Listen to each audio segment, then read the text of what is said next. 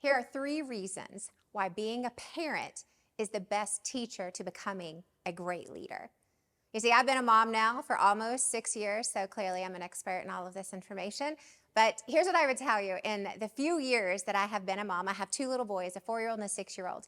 There are 3 fantastically important things that I have learned that no books, no classes, no courses, no seminars, no coaches, no consultants would have ever been able to teach me. No amount of money would have ever been able to teach me what I have learned about being a leader from being a parent. So here's the first thing.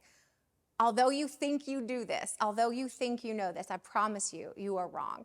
But here's the first thing you need to know. Every child is different, right? Which means every employee is different. Every team member is different.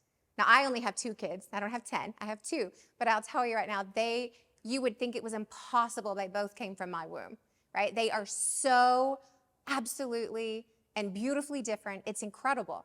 And the way that I parent my 6-year-old could not be more different on the planet than how I parent my 4-year-old. And although I know that in theory, right? Although I've read this in books, right? That's why you have DISC profiles and Myers-Briggs and Culture Index and Enneagram. It's all the people are different. We know that, yet until you experience it in the context of parenting, it doesn't quite hit the same way because you live with these little humans, these tiny micro yous 24/7. And here's what I have learned is that my 6-year-old, right? I can just look at him the wrong way and make him cry. My 4-year-old, however, he is a challenger. It doesn't matter what I say to him, he doubles down, right? He's the antagonizer. And so just even these 2 things that I have learned about them of like, hey, I have to be more gentle with my 6-year-old and I have to be way more forceful with my 4-year-old has really allowed me to step back and go, how does this apply to my team, right?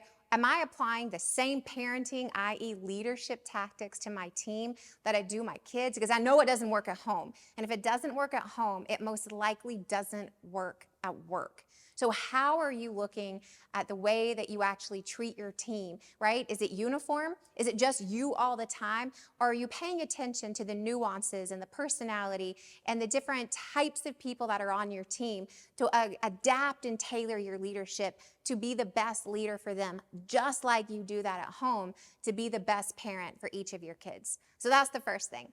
The second thing, again, it's one of those things you hear all the time, but it just doesn't hit home until it hits home. So the second thing that I think parenting teaches you about being a great leader is that there is no replacement for time.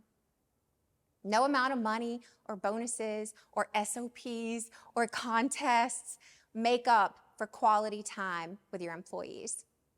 You have to get to know your employees if you want them to fall in love with your company and stick around and do a great job. Just like you're not going to build incredible relationships with your children if you never spend time together. Now, I said quality time. It doesn't have to be a quantitative amount, but it does need to be a qualitative amount. So I would ask yourself as a leader, when's the last time you spent quality time with your direct reports? Now, I don't mean KPI reviews, and I don't mean performance reviews or weekly meetings. I mean quality time. Asking about them, their family, how they're doing, what they need, what's working and what's not, and their personal life or their professional life, because there is no replacement for time. If you want to have loyal employees who stay, then you've got to get to know them and let them get to know you.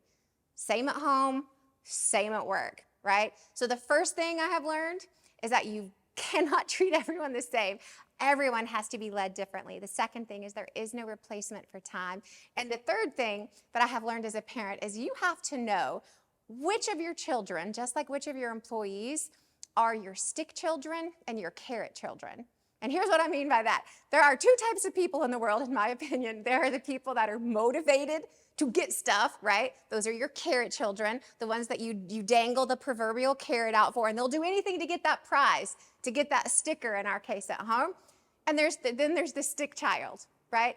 And the stick child is the one who will do anything to avoid consequences. Now, ironically, I have both. My 6-year-old is a stick child. He'll do anything to avoid getting in trouble. My 4-year-old is the carrot child. He'll do anything for a donut, anything at all for a donut. So as you're looking at your work environment and your team and your direct reports, you got to know which ones are motivated by prizes, contests, recognitions, and which ones are purely just motivated by, I don't want to get in trouble. I just want to do a good job.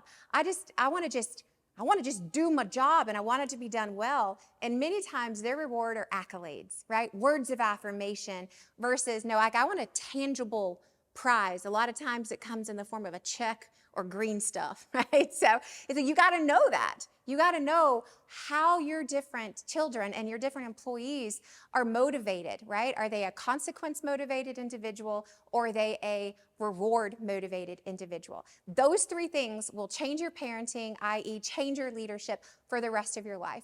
So the next time you're thinking about how parenting is so hard, I would encourage you to think about how parenting is just like leadership, and leadership is just like parenting.